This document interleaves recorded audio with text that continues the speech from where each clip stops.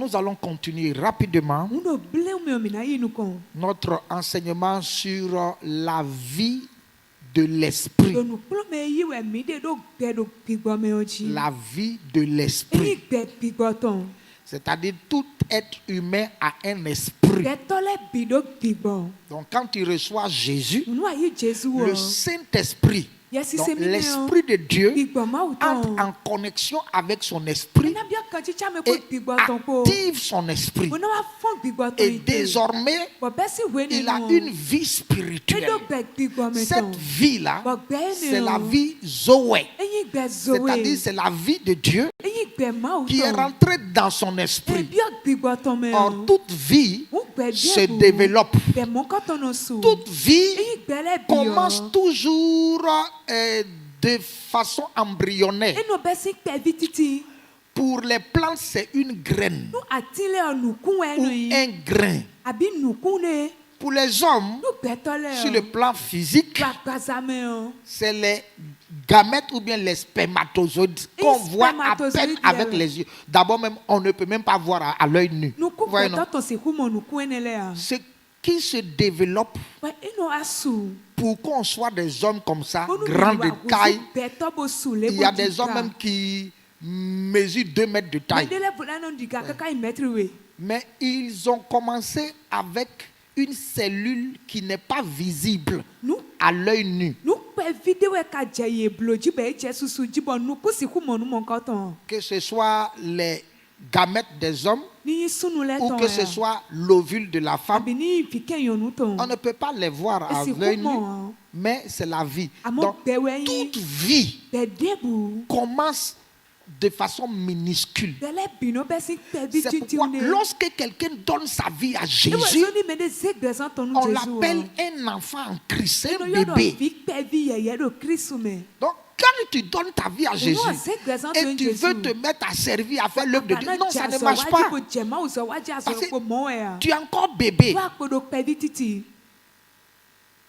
En esprit, tu es un bébé.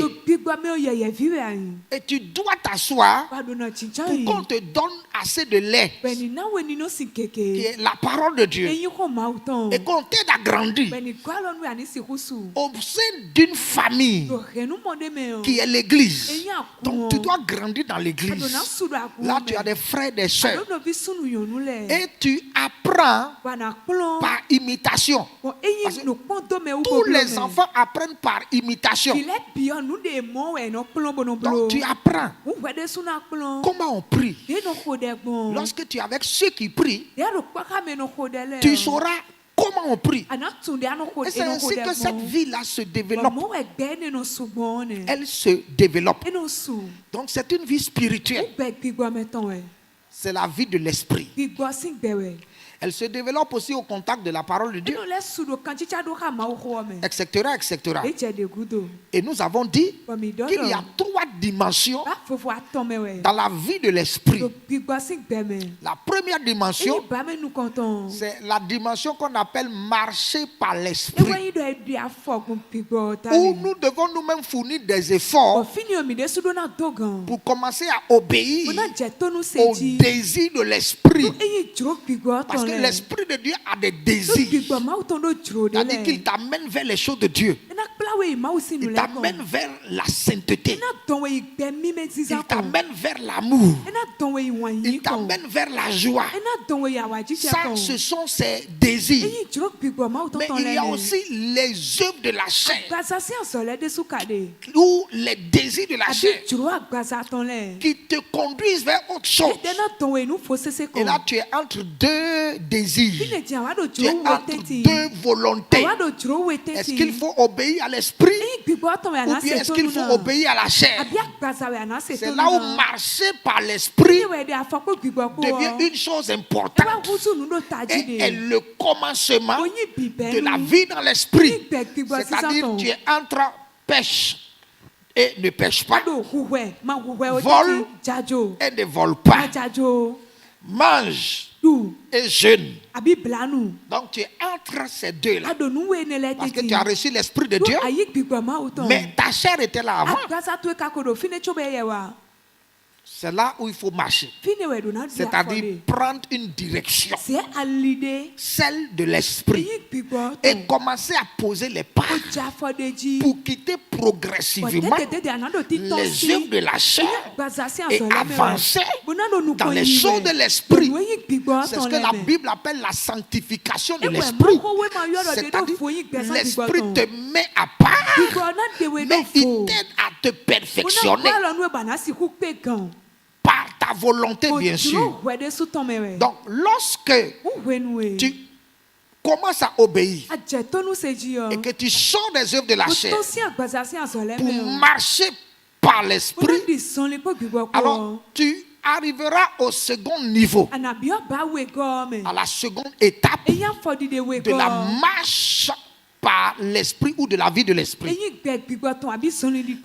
Cette étape est située dans Galates chapitre 5, verset 18. Galates chapitre 5, verset 18. Il dit, si vous êtes conduit par l'esprit, vous n'êtes point sous la loi. Si vous êtes conduit par l'esprit, vous n'êtes point sous la loi. Amen. Vous savez, ce que nous voulons voir est d'une portée spirituelle importante. Et j'aurais voulu que tu prennes juste quelques secondes pour dire, Saint-Esprit, dispose mon cœur, dispose mon esprit pour que je puisse comprendre, car c'est par révélation que tu vas comprendre. Prie au nom de Jésus-Christ de Nazareth.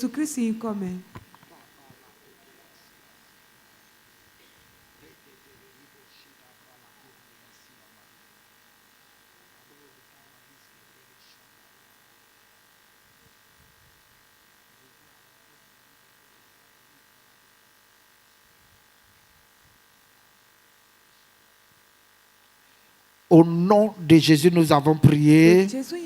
Amen. Voilà, donc marchez par l'esprit et vous n'accomplirez point les œuvres de la chair. Mais si vous êtes conduit par l'esprit, vous n'êtes plus sous la loi. Ah, ça, c'est une autre dimension. Donc, auparavant, c'est la chair. Mais quand vous êtes conduit par l'esprit, vous n'êtes plus dans ne mange pas, ne vole pas, ne fais pas ceci, ne fais pas cela, parce que vous êtes sorti de cela et désormais, vous n'êtes plus sous la loi. Mais vous marchez par l'esprit. Vous êtes conduit par le Saint-Esprit. Donc, dans cette dimension, celui qui est conduit par l'esprit n'a souvent pas de choix à faire, de choix personnel. Il n'a pas de décision personnelle à prendre. Car il se laisse conduire par le Saint-Esprit. Et c'est l'esprit qui choisit ou qui décide pour lui. Voyez-vous que c'est une vie de consécration à un niveau donné. Il faut être consacré jusqu'à ce point-là. Jusqu'à se laisser conduire par le Saint-Esprit. Donc ça veut dire que celui qui est conduit, alors c'est comme quelqu'un qui est dans une voiture et qui est un chauffeur. Sa vie dépend du chauffeur. C'est comme quelqu'un qui est dans un avion. Tu dépends du pilote. Si le pilote prend la décision de prendre une autre trajectoire pour aller dans un autre pays, tu ne vas que subir. Parce que ce n'est pas toi qui es aux commandes. C'est comme ça. Être conduit par l'esprit. Donc pour être conduit par l'esprit, il faut au préalable tuer les œuvres de la chair, c'est-à-dire sortir de la chair pour devenir malléable, pour devenir manipulable par le Saint-Esprit, pour devenir dirigeable, pour que tu sois quelqu'un qu'on puisse conduire. Et nous avons des modèles dans la Bible. Nous allons prendre des cas des types de cas. Nous commencerons d'abord avec l'apôtre Pierre. Lisons dans Jean chapitre 21, verset 14 au verset 19. Jean chapitre 21, à partir du verset 14. C'était déjà la 3e fois que Jésus se montrait à ses disciples depuis qu'il était ressuscité des morts.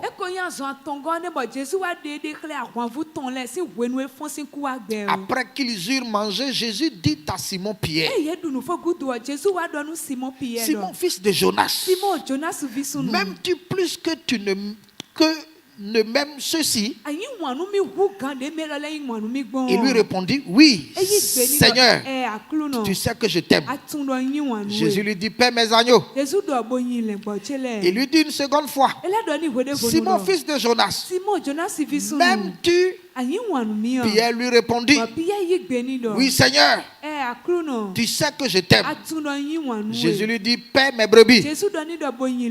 Il lui dit pour la 3e fois, Simon, fils de Jonas, m'aimes-tu? Pierre fut attristé de ce qu'il lui avait dit pour la 3e fois. M'aimes-tu? Et il lui répondit, Seigneur, tu sais toutes choses. Tu sais que je t'aime. Jésus lui dit, paie mes brebis. En vérité, je te le dis.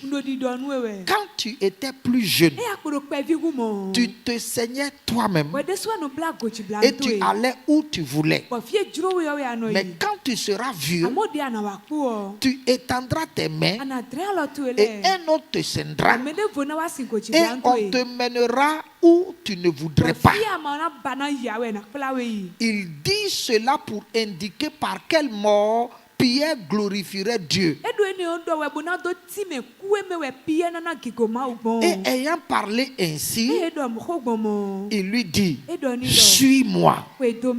Amen. La parole de Dieu, qu'elle soit bénie. Alors ici on voit dans la vie de Pierre, dont le nom était aussi Simon.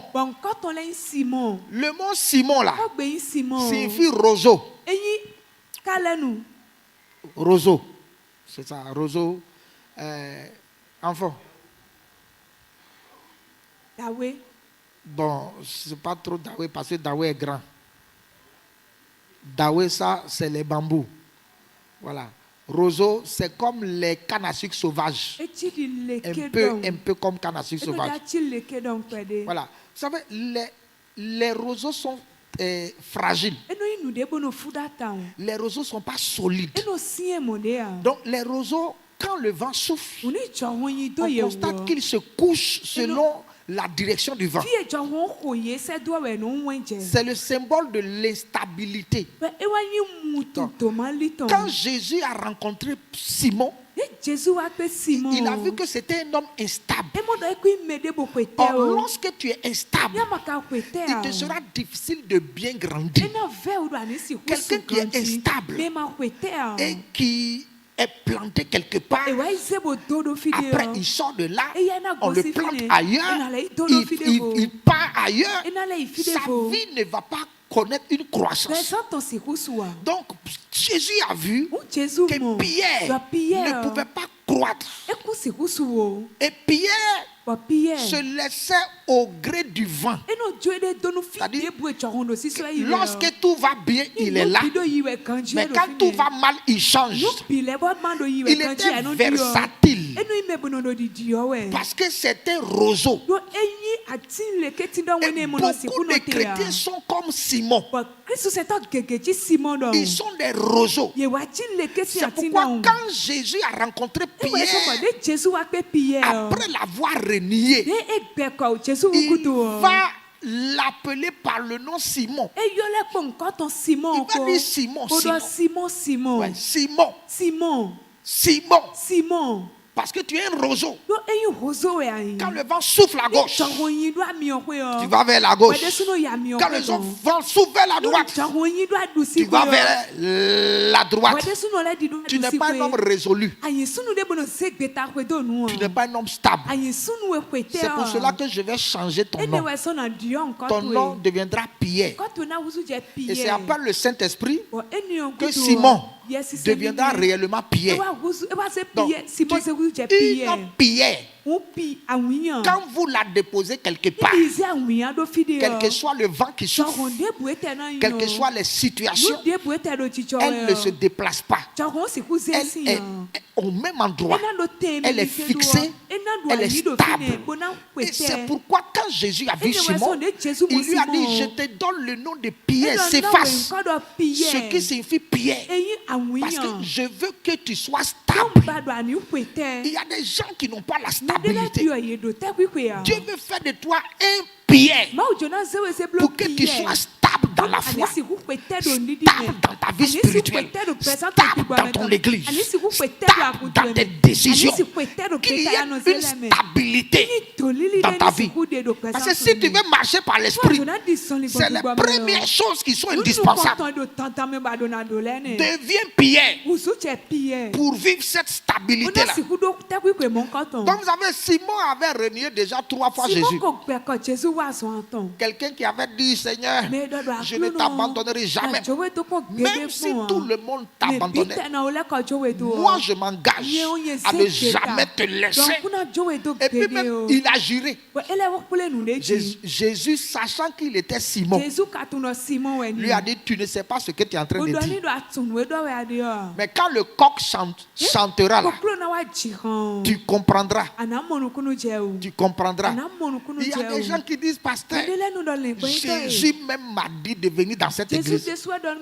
Pasteur, Jésus m'a dit tu es mon père spirituel. Pasteur, je suis convaincu de la vérité qui se trouve ici. Mais quand le vent a soufflé vers la gauche, ils ont disparu. Parce qu'ils étaient des Simons.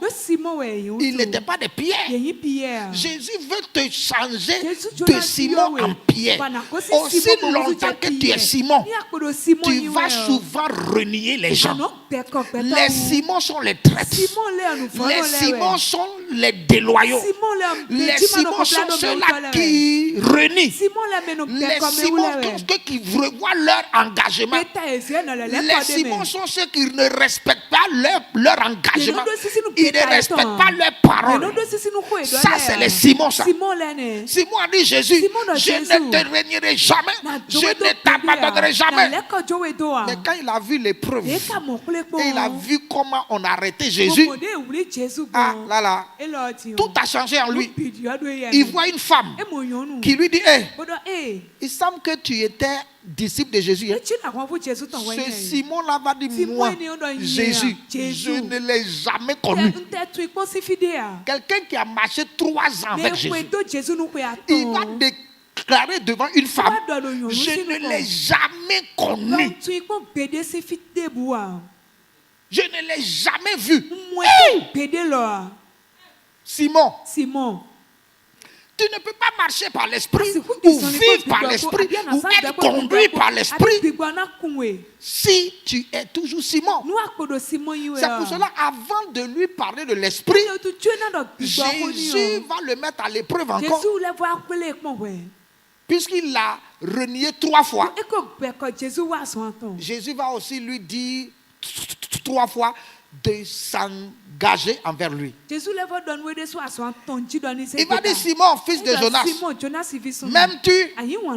Il dit oui. Deuxièmement, m'aimes-tu? Oui. Troisièmement, m'aimes-tu? Il va dire oui. Parce qu'il avait renié 3 fois, il doit encore l'aimer 3 fois. Si tu avais déjà renié dans ton cœur, si tu avais renié 3 fois dans ton cœur, si tu avais pris des décisions dans ton cœur, Remets-toi à jour. Répands-toi sincèrement. Parce que Dieu veut travailler avec toi. Dieu veut marcher avec toi. Dieu ne laisse pas ses enfants. Ceux qui se répandent, il est prêt à s'engager avec eux. Alors, après lui avoir parlé 3 fois, Jésus va dire à Pierre, paie mes brebis. Mais il va lui dire quelque chose. Il dit, quand tu étais jeune, c'est toi-même qui te saignais et tu allais où tu voulais. Ça signifie quoi? De quoi Jésus parlait à Pierre? Quand tu étais jeune, la jeunesse est la fleur de l'âge. C'est là où on a beaucoup d'ambition. C'est là où on a beaucoup de rêves. C'est à cet âge-là qu'on a une forte volonté. Donc en Christ, celui qui est jeune est quelqu'un qui a encore beaucoup de volonté personnelle. Il ne peut pas encore être dirigé par l'esprit. La jeunesse spirituelle, c'est ceux-là qui ont trop de projets personnels. C'est ceux-là qui ne se soumettent pas à Dieu, mais ils ont encore une forte volonté. Jésus a dit, quand tu étais jeune, tu te saignais toi-même et tu allais où tu voulais. Mais quand tu seras vieux, donc pour être conduit par l'esprit, il faut vieillir. Il faut devenir comme un vieux. Ceux qui sont des pères spirituels, ceux qui sont âgés dans l'esprit, c'est ceux-là qui sont comme des vieux. Il dit, quand tu seras vieux, quelqu'un d'autre va te ceindre et tu étendras la main, puis on te conduira là où tu n'aimerais pas partir. De quoi Jésus parlait? Il parlait du Saint-Esprit. Et il est dit que Jésus parlait de la mort dont Pierre allait mourir. Donc, le Saint-Esprit, désormais, va prendre le contrôle de la vie de Pierre pour le conduire là où il n'aimerait pas aller. Donc, être conduit par l'esprit demande à ce que ta volonté personnelle, ce n'est pas qu'elle va disparaître. Elle est là, mais elle doit être soumise à celle de Dieu. Ton intelligence personnelle doit être soumise à celle de Dieu. Ta sagesse doit être soumise à celle de Dieu. Tes émotions, tes sentiments doivent être soumises à Dieu. Même tes propres pensées doivent être soumises à celles de Dieu. Ta vie doit dépendre de la parole de Dieu. C'est ça, marcher par l'esprit. Donc Pierre va commencer à marcher par l'esprit. Le Saint-Esprit va l'influencer jusqu'à ce qu'il aille se retrouver à Rome, conduit par le Saint-Esprit. Vous savez, comme nous l'avons vu le lundi dernier, pour ceux qui sont connectés à notre forum de prière matinale. Si tu n'es pas connecté au forum de la prière matinale, à la fin, va donner ton numéro WhatsApp au secrétariat afin qu'on puisse t'inscrire. C'est important. Il y a beaucoup de choses qu'on voit et on prie tous les lundis matins à 5 heures pour prendre le contrôle de la semaine. Donc, tu dois faire partie de ce forum-là afin de prier tous les lundis matins pour que Dieu agisse sur tes semaines. Amen. Donc nous avons vu que Pierre, parce qu'il était conduit par le Saint-Esprit, était dans une chambre haute où il priait, et puis le Saint-Esprit va lui dire, va dans la maison d'un païen, et puis il accepte le faire alors que c'était une interdiction juive, une interdiction de la loi, parce que quand il va aller dans la maison de Corneille, il va dire ceci. Vous-même, vous savez qu'il n'est pas permis à un juif de rentrer chez un païen. Ce n'est pas permis. Et même de manger avec lui, ce n'est pas permis. Mais Dieu m'a dit de le faire. Donc Pierre n'avait plus à faire sa propre volonté. Il faisait celle de Dieu. Il était conduit par Dieu. Il était dirigé par Dieu. Et c'est dans cette direction qu'il ira à Rome pour prêcher l'évangile. Et à Rome, on va le crucifier. C'est-à-dire qu'il va accepter mourir martyr. Ceux qui ne sont pas conduits par l'Esprit de Dieu et qui sont encore dans la chair ont peur d'affronter les défis pour le nom de Jésus. Parce que la chair est encore vivante. Ah, ça là, moi je ne peux pas. Ah, ça là, non, je ne peux pas. Ah, m'engager dans ça, moi je ne vais pas m'engager. Tu es charnel. Tu es charnel. Moi, je ne peux pas faire ça. Et même, il y a des gens qui ils prient et que Dieu leur dit, va faire telle chose pour moi. Ah, Dieu, non. Moi, être un pasteur. Non. Dieu, je préfère financer l'œuvre.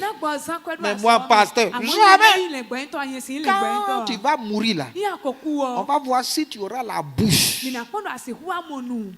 devant Dieu. Quelqu'un a écrit, tu peux faire de Dieu ce que tu veux aujourd'hui. Mais demain, après ta mort, il fera de toi ce que lui voudra. Parce qu'aujourd'hui, tu es fort. Tu parles aujourd'hui. Tu as une volonté aujourd'hui. Tu refuses certaines choses aujourd'hui. Moi, je ne peux pas. Mais après ta mort, tu vas te retrouver devant lui.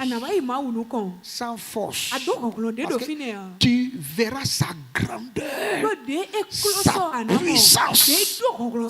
Et tu seras petit. Et tu vas entendre une grande voix. Jean. As-tu fait ma volonté sur la terre? Et puis je suis en train de trembler comme ça. Mais même pas de bouche pour parler. Parce qu'il y aura un grand écran. Les occasions que Dieu t'a données sur la terre. Et que toi-même tu aurais refusé. Tu vas voir tout ça. Et tu vas dire, Jean, maintenant, toi-même tu vois, hein, tu vas aller en enfer, non? Je prie que ce ne soit pas ton cas. Je prie que ce ne soit pas ton cas. Donc, marcher par l'esprit, ou bien vivre, être conduit, s'il vous plaît, être conduit par l'esprit, c'est un autre niveau de la vie chrétienne. C'est le niveau où tu deviens comme un vieux qui n'est pas intelligent, bien que tu sois intelligent. Un vieux qui n'est pas sage, bien que tu sois sage. Un vieux qui est sans force, bien que tu aies la force physique. Mais c'est l'esprit qui est devant toi. Et l'esprit te conduit. Passe à gauche. Tu vas à gauche. Et les gens se moquent de toi. Regarde lui là, il ne connaît rien. Il est ceci, il est cela. L'apôtre Paul dit, c'est lorsque je suis faible que je vois la force de Dieu se manifester. Paul était un docteur. Pas un docteur en médecine. Il était un docteur de la loi. Il a lu les livres des grands poètes. Paul était un érudit de son temps. Malgré cette grande grâce qu'il avait, à un moment donné, quand il a commencé à se laisser conduire par le Saint-Esprit, quelqu'un va dire, oh Paul, ton grand savoir t'a rendu fou. Paul est tellement sage, mais à cause de l'esprit, il ne fait que la volonté de Dieu. Il dit tout ce qui était un gain pour moi, je les ai regardés comme de la boue parce que je veux connaître Jésus à cause de l'excellence de sa connaissance. Mes avantages, j'ai laissé tomber. J'ai préféré me laisser conduire par le Saint-Esprit. Quelqu'un qui avait de grands diplômes, quelqu'un qui était reconnu. Quand vous lisez sa biographie, dans le livre de 2 Corinthiens, sa vie, ses souffrances, les pleurs, jeûne et prière, il est sur l'eau, beaucoup de choses. Il a été même arrêté par les Juifs. Et 3 fois de suite, ils l'ont flagellé. Un grand homme comme ça. Pourquoi sa vie-là a été comme telle? Parce qu'il a accepté de se laisser conduire par l'Esprit. Ce niveau de vie, c'est une autre dimension de la vie de l'Esprit. Est-ce que le Saint-Esprit peut te conduire? Est-ce que le Saint-Esprit peut te conduire? Voyons le cas du Seigneur Jésus lui-même. Dans Matthieu chapitre 4, verset 1. Dans Matthieu chapitre 4, verset 1. Il a dit, alors Jésus fut amené par l'Esprit dans le désert pour être tenté par le diable. Donc ce n'était pas sa volonté. Personne n'aimerait aller dans le désert.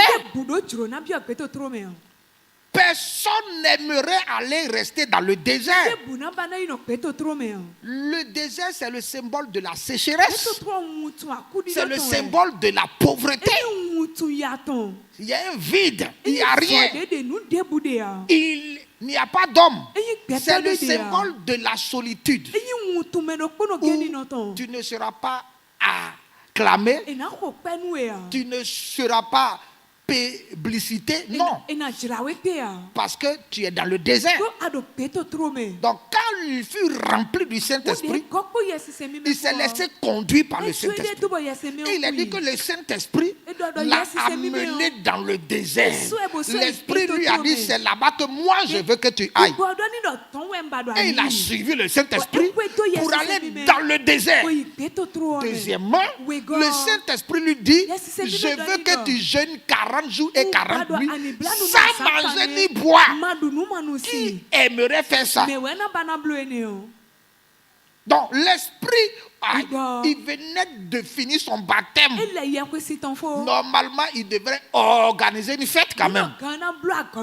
Il devait rentrer à la maison au moins pour voir sa maman. Ah maman, j'ai été baptisé. Mais la Bible dit aussitôt, l'Esprit l'a conduit ou l'Esprit l'a amené. L'Esprit lui dit, je veux que tu ailles dans le désert. Ah Seigneur, là-bas on ne trouve pas à manger.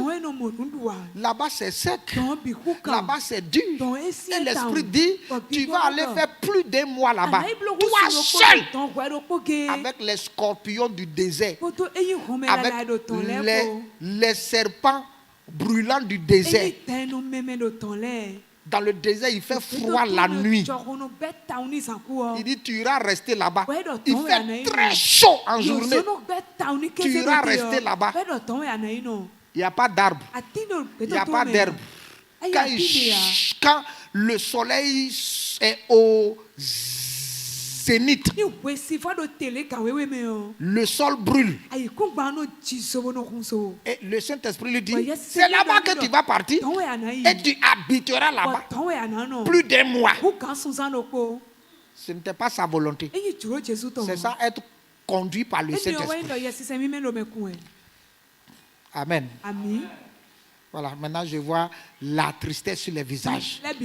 Seigneur, je pensais que tu me conduirais dans les bénédictions. Et puis toi, tu m'envoies dans le désert. Premièrement, il l'amène au désert. Deuxièmement, il lui dit, tu ne manges pas pendant 40 jours et 40 nuits. Et tu ne bois pas de l'eau. Parce qu'il a dit sans manger ni boire. Dans le désert, où à chaque pas, il faut boire de l'eau. C'est pourquoi les animaux qu'on utilise dans le désert sont les chameaux et les dromadaires. Parce qu'eux, ils ont la capacité de boire des dizaines de litres d'eau. Quelqu'un a dit même que le dromadaire peut boire 200 litres d'eau. Donc, ils vivent longtemps dans le désert. Parce qu'ils boivent assez. Vous voyez, il fait chaud. Maintenant, le Saint-Esprit dit à Jésus, je vais t'envoyer là-bas, mais tu ne vas pas boire. Et tu ne vas pas manger. Qui aurait désiré ça? Maintenant, la troisième chose que le Saint-Esprit va lui dire, il dit, je veux t'envoyer dans les mains du diable. Parce qu'il a dit, pour être tenté. Lui-même, il savait ça. Okay. Pour être tenté. Donc, le Saint-Esprit l'a conduit là-bas pour que Satan le tente. Hey! Si Jésus n'était pas spirituel, il penserait que c'est le diable qui lui aurait dit de partir. Parce que Dieu ne peut pas m'amener dans les mains du diable pour que Satan me tente. Pourquoi? Mais il a dit, il l'amena pour qu'il soit tenté.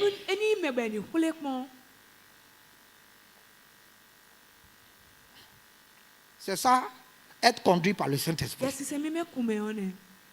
C'est pourquoi dans Luc 4:1, il a dit, Jésus fut conduit. Luc 4:1, il fut conduit. Jésus rempli du Saint-Esprit vient du désert et il fut conduit par l'Esprit dans le désert. Il vient du Jourdain. Il a été conduit. Matthieu dit il a été amené. C'est-à-dire amené de force. Luc dit il a été conduit pour aller dans le désert pour vivre trois choses. 1. Vivre les affres du désert. 2. Ne pas manger ni boire dans le désert. Troisièmement, être tenté par Satan lui-même dans le désert. Et c'est pour cela que le Saint-Esprit l'a conduit là-bas. Mais il ne s'est pas posé des questions. Il a obéi et puis il est parti. Or, après cela, Dieu avait l'intention de lui donner une onction qui va accomplir beaucoup de choses. Lorsque tu es conduit par le Saint-Esprit, même dans des difficultés, il faut toujours comprendre que Dieu a un but derrière, il a eu une intention derrière. Que le Seigneur nous aide. Donc ça veut dire que l'Esprit de Dieu peut amener quelqu'un dans une épreuve. Le Saint-Esprit peut t'amener à prendre une femme. Et cette femme-là va t'apprendre à développer la patience. Parce que tu as souvent prié, Seigneur, je veux être patient. Il va t'amener une femme. Et quand tu voudras sortir, c'est maintenant que la femme là va rentrer sous la douche. Quand elle va sortir de la douche, alors que toi tu es déjà prêt. Avant, je me disputais trop avec mon épouse pour ça. Moi, je suis déjà prêt. Et puis je l'attends. J'ai dit, hey, chérie, tu es prête? Non, je n'ai pas fini de me laver. Comment ça? 30 minutes, tu es encore sous la douche. Qu'est-ce qui se passe? Je rentre dans la voiture, je démarre la voiture, je sors la voiture, je gare au dehors. Je l'attends. 1 minute, 2 minutes, 3 minutes. Quand ça atteint 15 minutes, j'appelle les enfants. Dites à maman de prendre taxi pour me rejoindre là-bas. C'était difficile pour moi. Mais à un moment donné, jusqu'à hier, on devait aller à un rendez-vous. Je l'ai attendu, elle n'est pas prête. J'ai sorti la voiture. J'ai tardé. Je voulais démarrer. Mais quelque chose m'a dit, toi aussi. Il faut attendre moins. Et puis j'ai attendu. J'ai dit, madame va venir. Maintenant elle est venue avec sac et puis elle marche doucement. J'ai dit, les femmes. Elle marche encore doucement. Donc j'ai attendu. Vous savez, quand les femmes ouvrent la portière de la voiture, quand elles ouvrent là, elles ne vont pas rentrer d'abord. C'est le sac qui rentre d'abord. Elle a fait rentrer son sac. Elle a fait rentrer ses choses. Et puis elle s'est assise par derrière. Tournée. Yeah! Tout ça c'était long pour moi.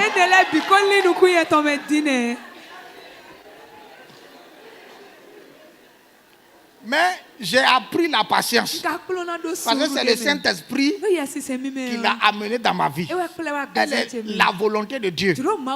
Mais c'était pour développer certaines qualités dans ma vie. Je devais développer la patience. Je devais développer la tempérance. Et je devais développer le savoir parler aussi. Parce que nous qui sommes nés en Côte d'Ivoire, les Ivoiriens ont dit que notre bouche ne porte pas caleçon. Quand il y a quelque chose, on dit bravo seulement. Et puis elle est blessée, elle pleure. J'ai commencé à travailler sur tout ça. Quand le Saint-Esprit t'amène dans le désert, c'est pour te transformer.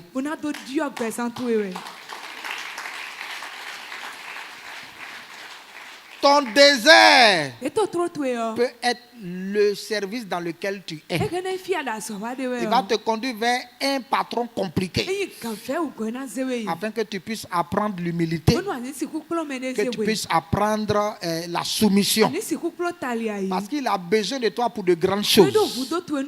Mais il doit au préalable te transformer avant que Jésus ne soit un pour le ministère. Le Saint-Esprit l'a amené dans le désert afin de l'humilier là-bas, d'apprendre le jeûne, d'être tenté pour surmonter la tentation. Donc, être conduit par le Saint-Esprit n'est pas chose facile. Ça demande pas beaucoup d'efforts, mais beaucoup de disponibilité. C'est lorsqu'on marche par l'Esprit qu'on fournit d'efforts. Mais lorsqu'on est conduit par l'Esprit, Dieu ne veut plus que tu fournisses d'efforts. Dieu veut que tu obéisses seulement. Il ne veut pas que tu fasses d'efforts. Il veut que tu obéisses. Écoute sa voix, suis-le, obéis et sois soumis à l'Esprit.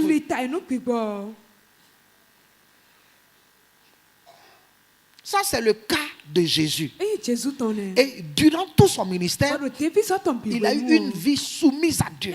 Parce que quand on marche par l'Esprit, l'Esprit te forme et il t'apprend la soumission. Ouais, Jésus a été soumis au Père sur toute la ligne. Il a été soumis au Père sur toute la ligne. À certains endroits, les gens voulaient faire de lui un roi. Mais il a dit non, c'est pas moi qui suis le roi, mon Père. Et la Bible dit qu'il a disparu parmi les gens. Il est parti parce que les gens voulaient faire de lui un roi. Mais il a refusé parce qu'il était conduit par l'Esprit pour faire la volonté du Père. Donc lorsque tu es conduit par l'Esprit, tu vas là où tu n'aimerais pas aller. Avant que Jésus ne soit crucifié, il a dit que sa mort, il sentait que sa mort approchait. Et il savait que c'est à Jérusalem qu'on va l'arrêter. Et Jésus prit la décision par l'Esprit d'aller à Jérusalem pour se faire arrêter et pour mourir. Parce que c'est l'Esprit qui lui a dit c'est ce que tu dois faire. C'était pas chose facile. Donc quand il est allé à Jérusalem, la pression était si forte qu'il a dû se retirer dans le jardin de Gethsémane afin de prier pour demander le soutien. Parce qu'il devait faire la volonté de l'Esprit. Il devait se laisser conduire par l'Esprit. Donc il a prié pour que le Père le soutienne. Et quand son heure est arrivée, les gens se sont saisis de lui. Il avait l'onction. Et quand il a dit, qui cherchez-vous? Et tous étaient tombés par terre. Mais l'Esprit lui a dit, je veux te conduire à la croix. Faire relever les gens tout de suite. Ouais. Tous les soldats étaient par terre. Mais dit ça là, ce n'est pas ma volonté. Ce dans quoi je te conduis, c'est que tu ailles à la croix. Et Jésus a dit, levez-vous. Ils se sont tous levés. Dit, me voici. Et puis il l'a arrêté. Parce que c'était conduit par l'Esprit. Ouais. Conduit par l'Esprit. Ouais. Ça veut dire que quand tu es conduit par l'Esprit, même si tu avais le pouvoir de refuser certaines choses, si ça vient de l'Esprit, n'exerce pas ton pouvoir. Accepte que les choses se fassent comme ça. Pierre s'est levé, a coupé l'oreille de Malchus. Jésus a dit non. Ici, là, on ne fait pas ça. Tu veux arrêter le plan de Dieu de ma vie? Et il prend l'oreille, il colle l'oreille. Et puis il colle l'oreille. Et puis il dit, Malchus, viens, attrape-moi, amène-moi.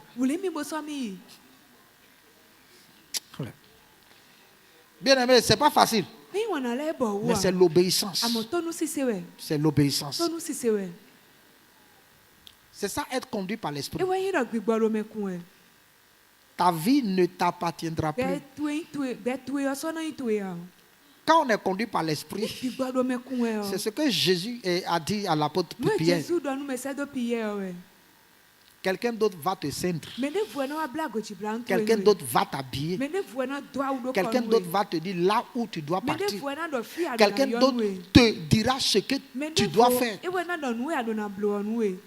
Quelqu'un d'autre te conduira dans ses projets à lui. J'ai des projets, moi j'ai une vision, j'ai un plan, tout ça. C'est bon. Mais lorsque quelqu'un est conduit par l'Esprit et qu'il a un projet, il va devant Dieu pour lui demander, est-ce que c'est ta volonté? Je voudrais donner un enseignement à la jeunesse, pas pour aujourd'hui, mais je vais enseigner la jeunesse sur les deux destinées. Les deux destinées. Chaque homme, chaque enfant de Dieu a deux destinées. La destinée spirituelle et la destinée naturelle. C'est-à-dire ce que tu dois faire dans ce monde parmi les hommes. Tu dois connaître cette destinée-là. Et quand tu te convertis à Christ, ta destinée dans la vie chrétienne, ça c'est les deux destinées. Voilà. Ta vie physique et ta vie spirituelle. Deux choses. Ta destinée spirituelle n'annule pas ta destinée physique. Voilà. On doit être équilibré. Si ta destinée n'est pas d'être un serviteur de Dieu à temps plein, et que Dieu te donne une destinée physique, tu dois savoir jouer sur les deux.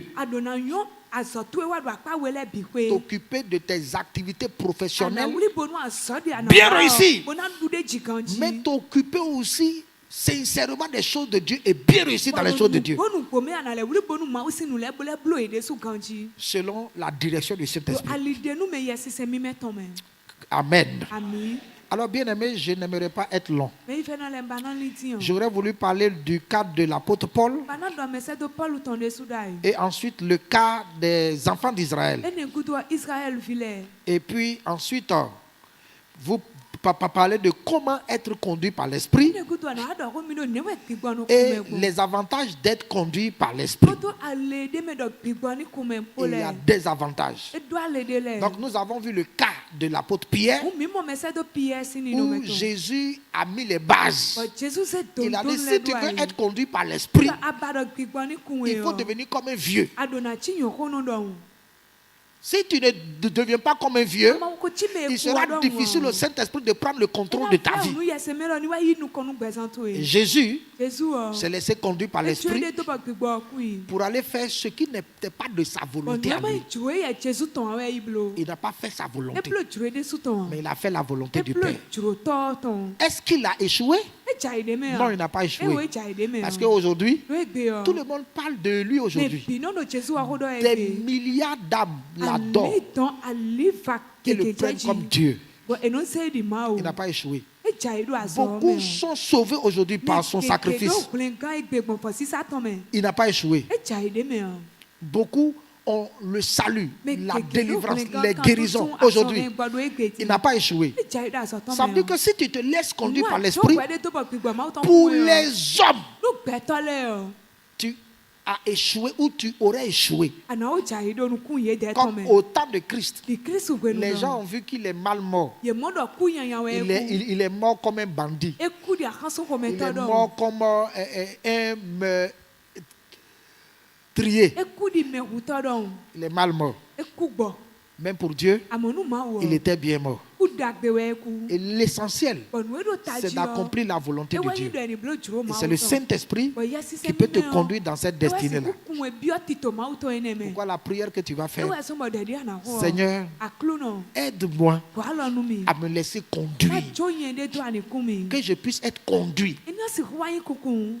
C'est pas facile. Aide-moi afin que je sois conduit. Que tout ce qui m'empêche d'être conduit par toi, l'orgueil, la chair, la volonté personnelle, les désirs personnels qui m'empêchent de me laisser conduire par toi, aide-moi à les abandonner, parce qu'à partir d'aujourd'hui, je veux prendre la décision de me laisser conduire par toi dans ta volonté. Prie au nom de Jésus.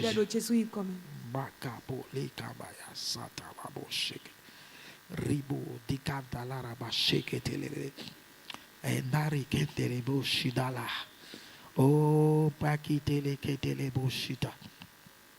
Oh Seigneur, ta volonté, ta volonté, ta volonté. Oh ta volonté, Seigneur, ta volonté. Ce matin je viens, Seigneur, respectueusement devant toi, ensemble avec mes frères, ensemble avec mes soeurs, pour que ta volonté soit faite. Aide-moi à être conduit par toi, à être conduit par toi, être conduit par toi. Je veux me laisser conduire par toi. Je veux être conduit par le Saint-Esprit. Je veux que le Saint-Esprit me conduise pour que la volonté du Père soit accomplie totalement dans ma vie, pour que ma destinée dans le ministère soit accomplie, pour que la destinée, Seigneur Dieu, qui consiste à conduire les brebis, comme tu as dit à Pierre, paie mes brebis. Oui, Seigneur, accorde-moi cette grâce-là. Soutiens-moi, soutiens-moi, soutiens-moi. Me voici. On va se tenir debout et puis avec le groupe musical, on va chanter cette chanson pour exprimer notre volonté de lui abandonner notre vie.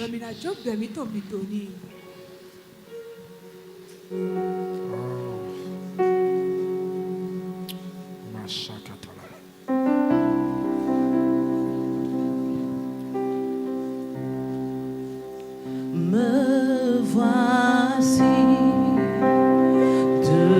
devant toi. On va tous chanter cette chanson. Ma vie est entre tes mains. Je veux voir tes désirs se révéler en moi. Seigneur, voici, me voici.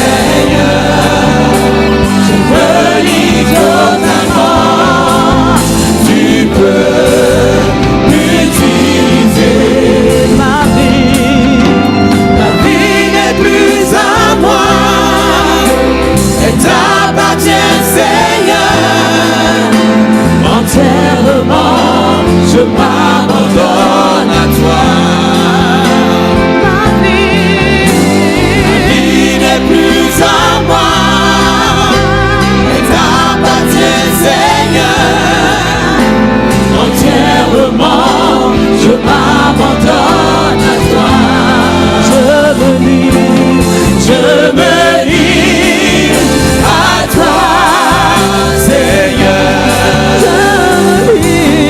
Je me livre à toi, Seigneur.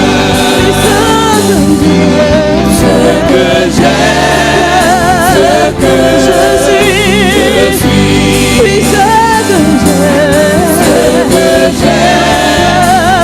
que je suis, sans rien retenir, sans rien retenir, sans rien retenir, sans rien retenir, je me livre à toi, Seigneur. Je me livre à toi, Seigneur.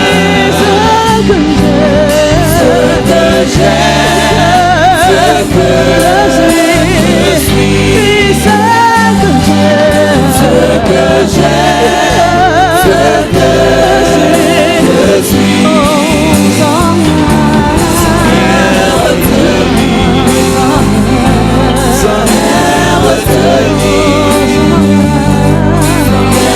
retenir, sans rien retenir. Je me livre totalement, Seigneur. Je me livre totalement. Tu peux m'utiliser. Est-ce qu'on peut lever nos mains et tu vas dire, Seigneur, ma vie est dans tes mains. Ce matin, je me livre entièrement à toi. Je livre ma vie. Je livre mon cœur. Je livre tout mon être. Fais de moi ce que tu veux. Je veux faire ta volonté. Je veux accomplir tes désirs. Parle au Seigneur maintenant.